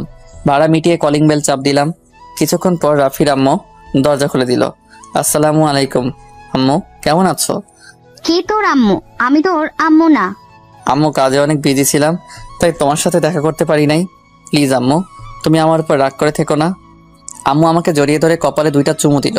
তারপর বলল, এতদিন পর তোর এই আম্মুর কথা মনে পড়েছে? সরি আম্মু, আমার ভুল হয়ে গেছে। আর কখনো এমন ভুল করব না। ঠিক আছে, এখন ভিতরে আয়। রাফি তার রুমে আছে, তুই ওর রুমে যা, আমি কফি পাঠিয়ে দিচ্ছি। ঠিক আছে আম্মু। আমি ভিতরে ঢুকে ওপরে রাফির রুমে যেতে লাগলাম। এবার আপনাদের বলি, রাফির আম্মু জানে আমার আব্বু আম্মু নেই, আমি একটা এতিম ছেলে। তখন রাফির আম্মু আমাকে বলে, কে বলেছে তোর আব্বু আম্মু নেই? আজকে আমি তোর আম্মু, এখন থেকে আমাকে আম্মু বলে ডাকবি। এখন আমার 2 ছেলে। এরপর থেকে রাফির আম্মুকে আমি আম্মু বলে রাখি। রাফির রুমে এসে দেখি রাফি বিছানায় শুয়ে মোবাইল টিপতে আছে। আমাকে দেখে উঠে বসলো। কিরে, তুই কখন আসলি? এই তো কিছুক্ষণ আগে। তা তুই আসবি, আমাকে তো বললি না। আমি তো এমনি আসি নাই, আপুর বিয়ের সব দায়িত্ব আঙ্কেল আমাকে দিছে। আমি তো একা একা সবকিছু করতে পারবো না, তাই তোকে নিয়ে সবকিছু করব। নিজের ভালোবাসার মানুষের বিয়ের সব দায়িত্ব তুই পালন করবি? তোর কি একটু কষ্ট হচ্ছে না? কষ্ট হলে তো কিছুই করার নেই। আঙ্কেল আন্টির সুখের জন্য আমি সবকিছু করতে রাজি আছি। এখন তাড়াতাড়ি রেডি হয়ে নে, হাতে অনেক কাজ আছে। হ্যাঁ ঠিক আছে, তুই বস, আমি ফ্রেশ হয়ে আসছি। এই বলে রাফি ওয়াশরুমে ঢুকে ফ্রেশ হয়ে আসলো। আম্মু এসে আমাদের কফি দিয়ে গেল। দুজনে কফি খেয়ে আম্মুর থেকে বিদায় নিয়ে বাইরে চলে আসলাম। বাইক নিয়ে দুজনে বেরিয়ে পড়লাম। প্রথমে বিয়ের কার্ডের অর্ডার দিলাম, তারপর বাকি যে কাজ ছিল সব কিছুর কাজ সেরে বাসায় চলে আসলাম। রাফি আমাকে বাসার সামনে নামিয়ে দিয়ে চলে গেল। আমি বাসার ভিতরে ঢুকে কলিং বেল চাপ দেওয়ার পর খালা এসে দরজা খুলে দিল। সব কাজ শেষ করে আসতে সন্ধ্যা হয়ে গেছে। আমি আর বাহিরে দুপুরে খাবার খেলাম। ভিতরে ঢুকে দেখি আঙ্কেল আন্টি সোফায় বসে কফি খাচ্ছে আর কথা বলছে। আমাকে দেখে আঙ্কেল ডাক দিল। আমি গিয়ে তাদের পাশে বসলাম। রাসেল, সব কাজ কি শেষ? জি আঙ্কেল, কালকে সকালে ডেকোরেশনের সব লোক মালপত্র নিয়ে চলে আসবে, আর বিয়ের কার্ড কালকে বিকালে নিয়ে আসতে বলছে। ফুলের লোক গায়ে হলুদের দিন সকালে আসবে। ঠিক আছে, তুমি এখন রুমে গিয়ে ফ্রেশ হয়ে কিছুক্ষণ রেস্ট নাও, কালকে আবার কাজে লেগে পড়তে হবে। ঠিক আছে আঙ্কেল। এই বলে নিজের রুমে চলে আসলাম। ওয়াশরুমে ঢুকে ফ্রেশ হয়ে বিছানায় শুয়ে পড়লাম। রাতে খাবার খাওয়ার জন্য খালা ডেকে গেছে, তাই বিছানা থেকে উঠে নিচে চলে আসলাম। টেবিলের সামনে গিয়ে দেখি আঙ্কেল আন্টি আর আপু বসে আছে। আমি একটা চেয়ার টেনে বসলাম। আন্টি খাবার বেড়ে দিল। আপুর দিকে তাকিয়ে দেখি এক মনে খাবার খেয়ে যাচ্ছে। আমার দিকে একটা বার তাকালো না। আমি খাবার খেয়ে নিজের রুমে চলে আসলাম। তারপর বিছানায় শুয়ে পড়লাম। পরের দিন বিকালে বিয়ের কার্ড নিয়ে আসলাম। আঙ্কেল, বিয়ের কার্ডগুলো কি করব? তোমার বন্ধু বান্ধব কতজন আছে তাদের একটা করে দিয়ে আসো, আমি কিছু রাখছি, আর বাকিগুলো নাদিয়াকে দিয়ে আয়। আঙ্কেল, আমার তেমন বন্ধু নেই। আমার একমাত্র বন্ধু শুধু রাফি এবং তার পরিবার। ঠিক আছে, তাদের বিয়ের কার্ড দিয়ে এসো, আমি কিছু রাখছি, বাকিগুলো নাদিয়াকে দিয়ে আয়। আঙ্কেল কিছু কার্ড রাখলো। বাকিগুলো নিয়ে আপুর রুমের সামনে গেলাম। বাহির থেকে বললাম, আপু ভিতরে আসতে পারি? আয়। আমি ভিতরে ঢুকে দেখি আপু বিছানায় বসে আছে, কিন্তু অবাক করার বিষয় হলো আপুর চোখ দুটো লাল হয়ে আছে। আমাকে দেখে বলল, কেন এসেছিস? আসলে আপু, আঙ্কেল বলেছে বিয়ের কার্ডগুলো তোমাকে দিতে, তোমার বন্ধু বান্ধবকে দেওয়ার জন্য। ঠিক আছে, রেখে যা। আমি বিছানার উপরে কার্ডগুলো রেখে যেই না রুম থেকে বেরিয়ে যাব, তখন আপু আমাকে পিছন থেকে জড়িয়ে ধরে কান্না করে দিল। আমি আপুকে আমার দিকে ঘুরিয়ে বললাম, আপু তুমি কান্না করছো কেন? তুই কি মানুষ নাকি অন্য কিছু? আপু হঠাৎ এই কথা বললে কেন? আমাকে রিয়া ফোন করে সব বলে দিছে। তুই আমাকে ভালোবাসার কথা বললি না কেন? আমি তোমাকে যেদিন বলতে যাব সেদিন দেখি তোমাকে ছেলেপক্ষ দেখতে এসেছে, তাই আর বলি নাই। তুই তো আমাকে একটাবার বলে দেখতি, তোকে আমি এখনো অনেক ভালোবাসি। সেটা আর কখনো সম্ভব না। তোমার বিয়ে ঠিক হয়ে গেছে। এই বিয়েতে আঙ্কেল আন্টি অনেক খুশি। আমি চাই না তাদের মনে কষ্ট দিতে, এছাড়া আমার কোনো উপায় নেই। ঠিক আছে, তুই যখন মা বাবার সুখের কথা চিন্তা করে আমাকে বিয়ে করবি না, তাহলে আমি রনিকে বিয়ে করব। কিন্তু কখনো রনিকে স্বামীর অধিকার দিব না। আমি তোকে ভালোবাসি আর সারা জীবন বেঁচে যাব। আপু তুমি এমন পাগলামি করো না, আমাকে তুমি ভুলে যাও। নিজের বাবা মার কথা একটাবার চিন্তা করো। তোমার বিয়েতে তারা অনেক খুশি। তুই আমার রুম থেকে বেরিয়ে যা। যে ছেলে নিজের ভালোবাসার মানুষকে অন্য ছেলের হাতে তুলে দিতে রাজি আছে, সে কখনো কাউকে ভালোবাসতে পারে না। আমি আর কোনো কথা না বলে নিজের রুমে চলে আসলাম। নিজের চোখ দিয়ে 2 ফোঁটা পানি পড়ে গেল। আপু আমি তোমাকে অনেক ভালোবাসি। তুমি যদি আমার জায়গায় হতে তাহলে তুমি তাই করতে। আমার কিছু করার নেই। দেখতে দেখতে বিয়ের দিন চলে এসেছে। আপুর বিয়েতে সবাই এসেছে। আজকে আপুর গায়ে হলুদ। আপুকে স্টেজে আনা হয়েছে। এক এক করে সবাই আপুকে হলুদ লাগাতে লাগলো। আমি একটু দূরে দাঁড়িয়ে দেখতে লাগলাম। হলুদ শাড়িতে আপুকে অনেক সুন্দর লাগছে, যেন একটা পরী সামনে বসে আছে। রিয়া আমার সামনে এসে বলল, কিরে, এখানে দাঁড়িয়ে আছিস কেন? এমনি দাঁড়িয়ে আছি। তুই কি মনে করেছিস আমি কিছু বুঝি না? এখনো সময় আছে, তুই মামা মামিকে সবকিছু খুলে বল। না রে, আমি চাই না তাদের মনে কষ্ট দিতে। তোর কি কষ্ট হচ্ছে না? আমি চুপ হয়ে গেলাম।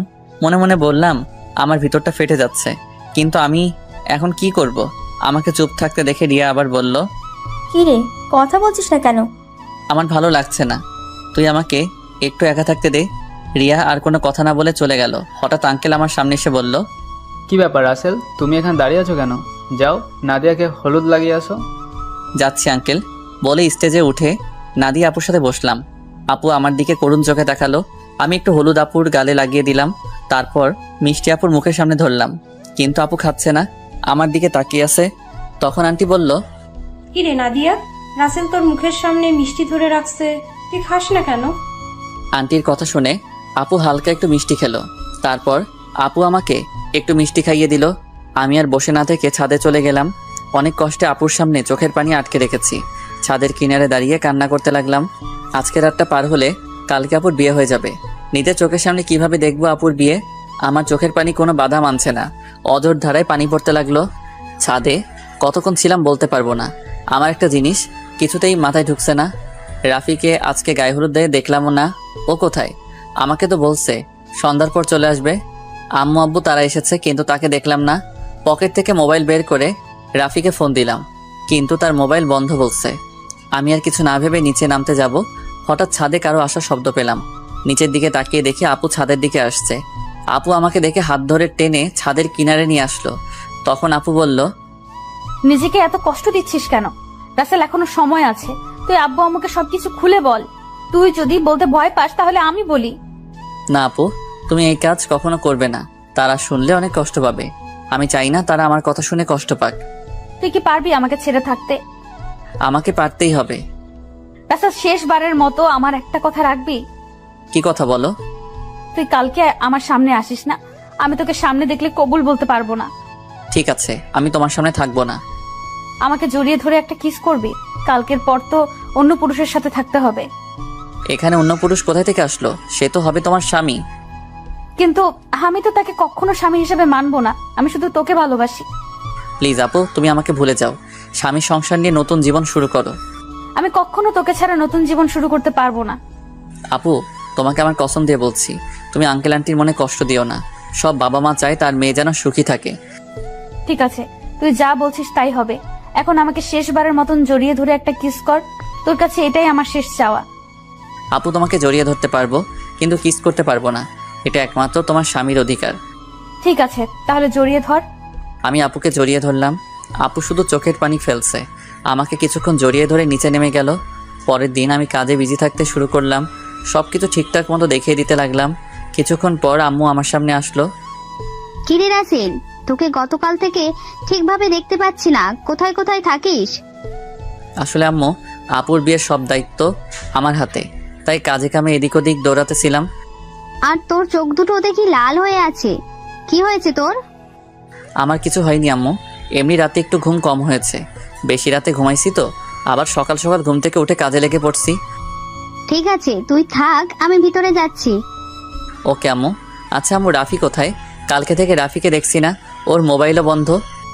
আমাকে তো বলেছে তার কি একটা কাজ আছে, তাই সে আসতে পারবে না, কিন্তু আজকে দুপুরে চলে আসবে বলেছে।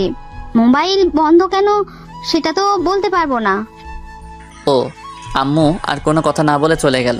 আমি আবার কাজে লেগে পড়লাম। দেখতে দেখতে দোলা আসার সময় হয়ে গেছে। এদিকে আমার সব কিছু ঠিকঠাক মতো হয়ে গেছে। আমি রুমে এসে ফ্রেশ হয়ে একটা পাঞ্জাবি গায়ে দিয়ে রুম থেকে বেরিয়ে যেতেই হঠাৎ রিয়া আমার রুমে আসলো। কি রে, তুই হঠাৎ আমার রুমে? রাসেল, তোর অনেক কষ্ট হচ্ছে তাই না রে? আমি সব কষ্ট মাটি চাপা দিয়ে দিছি। হয়তো নাদিয়া আপু আমার কপালে ছিল না, তাই এরকম আমার সাথে হয়েছে। আমি তার জন্য দোয়া করি সে যেন স্বামী সংসার নিয়ে সুখে থাকে। তোকে কিছু বলার ভাষা আমার নেই। তুই আসলে মানুষ না, তুই একটা ফেরেশতা। ঠিক আছে, দোলা আসার সময় হয়ে গেছে, এখন বাইরে যেতে হবে। চল দুজনে একসাথে যাই। ঠিক আছে, চল।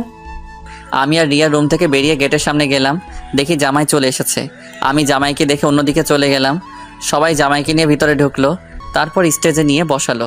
কিছুক্ষণ পর নাদিয়া আপুকে নিয়ে আসলো। আজকে আপুকে লাল বেনারসিতে অনেক সুন্দর লাগছে। আপুকে জামাইয়ের সাথে বসানো হলো। তারপর চারদিকে তাকাতে লাগলো, হয়তো আমাকে খুঁজতে আছে, কিন্তু আমি লুকিয়ে লুকিয়ে তাকে দেখছি। কিছুক্ষণ পর কাজী এসে বিয়ে পড়াতে লাগলো। যখন নাদিয়া আপুকে কবুল বলতে বলল, তখন আপু চুপ করে আছে। সবাই আপুকে বলছে কবুল বলার জন্য, কিন্তু আপু বলছে না। যেই না আপু সবার জোড়াজড়িতে কবুল বলতে যাবে, তখন হঠাৎ রাফি কোথা থেকে এসে বলল, এই বিয়ে বন্ধ করুন। কি হয়েছে রাফি, তুমি বিয়ে বন্ধ করতে বলছো কেন? আপনারা যার সাথে আপুকে বিয়ে দিচ্ছেন তার সম্বন্ধে ভালো করে খোঁজ খবর নিয়েছেন? কি বলতে চাও তুমি? সবাই তো বলছে ছেলে ভালো। এই ছেলে ভালো না, ও একটা মেয়েকে বিয়ে করবে বলে তার সব কিছু কেড়ে নিয়ে গেছে। তোমার কাছে কি প্রমাণ আছে যে রনি খারাপ ছেলে? আমি জানতাম আপনারা এটাই বলবেন, তাই তো ওই মেয়েকে সাথে করে নিয়ে এসেছি। কোথায় আপু, সামনে আসো। রাফির কথা শুনে একটা মেয়ে সবার সামনে আসলো। মেয়েটাকে দেখে রনির চোখ বড় বড় হয়ে গেল। তখন রাফি বলল, বোন, তুমি সবার কাছে সত্যিটা খুলে বলো। আমার নাম মিম। রনি আর আমার 1 বছরের রিলেশন। সে আমাকে বিয়ে করবে বলে আমার সবকিছু কেড়ে নিয়ে গেছে। কিছুদিন আগে সে আমাকে বলে তাকে ভুলে যেতে। তার নাকি অন্য জায়গায় বিয়ে ঠিক হয়ে গেছে। আমার সাথে নাকি প্রেমের অভিনয় করেছে। আমার ছেলে যে তোমার সাথে খারাপ কিছু করেছে তার কি প্রমাণ আছে? আমার মোবাইলে আমার আর রনির একসাথে ছবি আছে এবং কিছু নেগেটিভ ছবিও আছে, চাইলে দেখতে পারেন। বলে মোবাইলটা রনির বাবার হাতে দিল। তখন রনির আব্বু বলল, আমি তোমাদের দুজনের ছবি শুধু দেখেছি, আর ওগুলো দেখতে চাই না। রহমান সাহেব, আপনি আমাকে ক্ষমা করে দিন। আমি জানতাম না আমার ছেলে এত খারাপ। যদি জানতাম তাহলে কখনো আপনার মেয়ের জন্য বিয়ের প্রস্তাব নিয়ে আসতাম না। আমি আজকে ওদের দুজনকে বিয়ে দিব, পারলে আমাকে মাফ করে দিবেন। এই বলে রনির বাবা মিম এবং রনিকে নিয়ে তারা বাসা থেকে বেরিয়ে গেল। সবাই এখন চিন্তা করছে নাদিয়ার কি হবে। তখন আঙ্কেল বলল, এখন আমার মেয়েটার কি হবে? এখন ওকে কে বিয়ে করবে? তখন রাফিয়া রিয়া আঙ্কেলের সামনে গিয়ে বলল, আঙ্কেল আপনি কোনো চিন্তা করবেন না, আপুর বিয়ে আজকে এবং এখনই হবে। তুমি কি বলছো রাফি আমার মেয়েকে বিয়ে করবে? মামি, ছেলে আমাদের এবং আপনাদের সবার পরিচিত। আমি তোর কথা কিছুই বুঝলাম না। তুই কার কথা বলছিস রিয়া? সে আর কেউ নয়, আমি রাসেলের কথা বলছি। রাসেল আর নাদিয়া আপু দুজন দুজনকে পাগলের মতো ভালোবাসে। শুধু আপনাদের সুখের কথা চিন্তা করে নিজের ভালোবাসা কোরবানি দিতে চেয়েছে। তুমি ওকে রাস্তা থেকে তুলে এনে নিজের বাসায় ঠাঁই দিচ্ছ, তাই তোমাদের নুন খেয়ে তোমাদের মনে কষ্ট দিতে চাইনি। আমি আপনাকে সবকিছু খুলে বলি। আঙ্কেল রাফির কথা শুনে আমার সামনে এসে ঠাস ঠাস করে একটা থাপ্পড় মেরে বলতে লাগলো, নিজেকে খুব মহান মনে করছিস তাই না? আমি কি কখনো তোর চাওয়া পাওয়া অপূর্ণ রেখেছি? তোকে আমি বাইরের ছেলে মনে করেছি? তুই কেন এমন করছিস? আমি তোমাদের সাথে প্রতারণা করতে পারবো না। আমি আপনাদের দুজনকে সবসময় নিজের মা বাবার মতো দেখে এসেছি। আমি একটা এতিম ছেলেকে ঠাঁই দিয়ে নতুন জীবন দিয়েছেন, আমি কি করে আপনাদের মনে কষ্ট দেই? আরে আমি তোকে কখনো অন্যভাবে দেখিনি, আমি তোকে নিজের ছেলের মতো জানি। তুই আমাদের কাছে একটাবার বলে দেখতি, আমি কখনো মানা করতাম না। এটা শুনে আমি তো আরও খুশি হয়েছি। আচ্ছা তোর কথা বাদ দিলাম, নাদিয়া তো আমাদের খুলে বলতে পারতি। আমি তোমাদের সবকিছু খুলে বলতে চেয়েছি, কিন্তু রাসেল আমাকে মানা করছে, আবার আমাকে কসম দিছে। ঠিক আছে, এখন সব বাদ। এখন রাফি, তুমি রাসেলকে তৈরি করে নিয়ে আসো। ঠিক আছে আঙ্কেল। এই বলে রাফি আমাকে নিয়ে উপরে চলে আসলো। আমি সাথে সাথে রাফিকে জড়িয়ে ধরে কান্না করে দিলাম। তারপর বললাম, কিরে কেমনে কি? আমার পাঠক পাঠিকারা তো কিছুই বুঝতে পারছে না, একটু সবাইকে খুলে বল। ঠিক আছে বলছি। আমি গতকাল দুপুরে মার্কেটে যাচ্ছিলাম আপুর বিয়ের উপহার কিনতে। তখন হঠাৎ দেখি একটা মেয়ে রনির মতো একটা ছেলের সাথে কথা বলছে। হঠাৎ ছেলেটা মেয়েটাকে ঠাস করে দুইটা থাপ্পড় মেরে চলে যায়। ছেলেটা যে সময় গাড়িতে উঠবে তখন তার চেহারা দেখে অবাক হয়ে যায়, কারণ সে ছিল রনি ভাই। আমি আর দাঁড়িয়ে না থেকে মেয়েটার কাছে গেলাম। তখন তাকে জিজ্ঞেস করি, ওই ছেলেটার সাথে তোমার কি সম্পর্ক? তারপর মেয়েটি সব খুলে বলে। তুই মিমের সব কথা শুনে কি বলছিস? আমি ওর কথা শুনে তাকে নিয়ে বাসায় চলে আসলাম। আব্বু আম্মুকে বললাম, আমার বন্ধু তোমরা সবাই বিয়ে বাড়িতে চলে যাও, আমি বিয়ের দিন যাব। আমার বন্ধুর সাথে আমার কিছু কাজ আছে। আব্বু আম্মু পরে কিছু বলে নাই? মানে একটা মেয়ের সাথে তোর কি কাজ? তুই তো জানিস আব্বু আম্মু আমাকে অনেক বিশ্বাস করে, তার ছেলে কখনো খারাপ কাজ করবে না। আব্বু আম্মু চলে আসার পর কোনো রকম রাতটা কাটিয়ে পরের দিন বিয়ে বাড়িতে নিয়ে আসলাম। আমি সবার সামনে রনির মুখোশ খুলে দেওয়ার জন্য বিয়ের দিন মিমকে নিয়ে আসি। আজকে তোর কারণে আমার ভালোবাসার মানুষকে আপন করে পেয়েছি। তোর এই ঋণ কখনো শোধ করতে পারবো না। হয়েছে হয়েছে, তোর ঋণ শোধ করা লাগবে না, শুধু আমার একটা হেল্প করে দিতে হবে। বল তোর কি হেল্প লাগবে? আমার সাথে একটা মেয়ে দাঁড়িয়ে যখন আঙ্কেলের সাথে কথা বলছিল, ওই মেয়েটাকে আমার পছন্দ হয়েছে। ওর সাথে আমার লাইন ক্লিয়ার করে দিবি। তার মানে তুই রিয়ার কথা বলছিস? আরে তোকে তো ওর কথাই বলছি। মানে আমি তো কিছুই বুঝতে পারছি না। তোকে বলছি না আমাকে আপুর মামাতো বোন রিয়া প্রপোজ করছে, এই সেই মেয়ে। কি? তার মানে এই সে রিয়া? কিন্তু চেহারা কিন্তু মাশাআল্লাহ। এখন আমার সাথে লাইন করে দে। ঠিক আছে দিব, আগে আমার বিয়েটা শেষ হোক। ঠিক আছে, এখন ফ্রেশ হয়ে আয়, আমাদের জন্য সবাই অপেক্ষা করছে। আমি আর কোনো কথা না বলে ওয়াশরুমে ঢুকে ফ্রেশ হয়ে একটা পাঞ্জাবি গায়ে দিয়ে রাফির সাথে নিচে চলে আসলাম। আমাকে নিয়ে আপুর পাশে নিয়ে বসালো। তখন আপু আমার কানের কাছে মুখ এনে বলল, আজকে তোর খবর আছে, শুধু বিয়েটা হয়ে যেতে দে। তুই আমাকে অনেক কষ্ট দিয়েছিস। সেটা বাসর ঘরে দেখা যাবে। আমিও কিন্তু কম কষ্ট পাইনি। কাজী বিয়ে পড়ানো শুরু করলো। আগে আপুকে কবুল বলতে বলল, আপু সাথে সাথে কবুল বলে ফেললো। সবাই মুচকি মুচকি হাসছে। এবার আমাকে বলতে বলল, কিন্তু আমি বলছি না। আমি আপুকে একটু লাগানোর জন্য দেরি করছি। আপু আমাকে কোনই দিয়ে গোতা দিল। আমি সাথে সাথে কবুল বলে ফেললাম। সবাই জোরে জোরে হাসা শুরু করলো। তারপর কাজী মোনাজাত ধরলো। সবাই আমাদের জন্য দোয়া করলো। তারপর সবাই খাওয়া দাওয়া করে বাসায় চলে গেল। আব্বু আম্মু আমার কাছ থেকে বিদায় নিয়ে চলে গেল। রাফি আমার সাথে থেকে গেল। তখন আমি আর রাফি ছাদে বসে আছি।